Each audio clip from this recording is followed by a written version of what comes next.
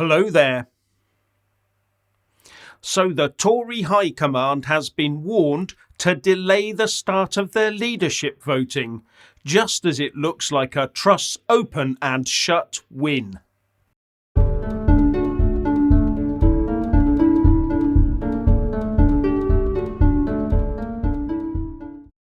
Ever since the final two, Rishi Sunak and Liz Truss, were announced as the final Conservative leadership contenders, all we've seen is vote-delaying tactics.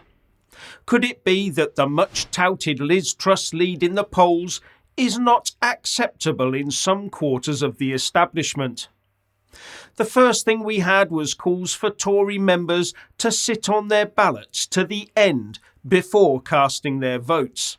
But when that didn't look like it was going to work, the Tory Party 1922 committee suddenly came out with this ludicrous decision to allow people to cast their votes now, but change them if they wanted to later.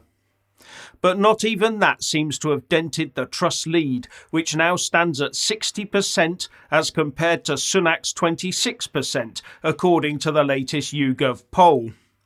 So we now suddenly have an intervention by the National Cyber Security Centre, or NCSC no less, warning that voting should be delayed because of the threat from foreign hackers. As a result, the Tory High Command has delayed the issuing of ballots by about a week and also ditched this idea of being able to change your vote down the line.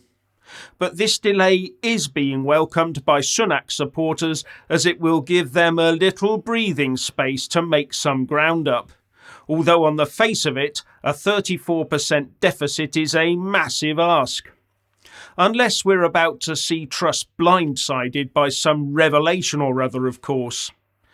Now, it should always raise suspicions when the establishment gets involved in party political matters, especially when it looks like the more globalist-minded candidate is on the back foot.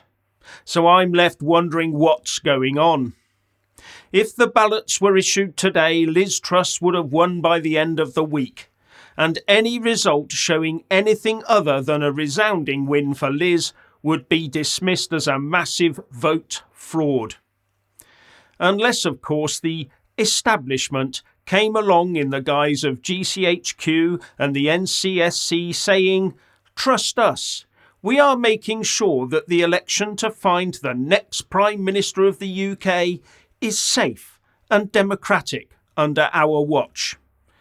Then people would probably be ready to swallow whatever result they were presented with, however ludicrous it looked, especially if some recent polling could be found to back it up a bit, maybe. Do you trust all the shifting ground under this Tory leadership election? I know I don't.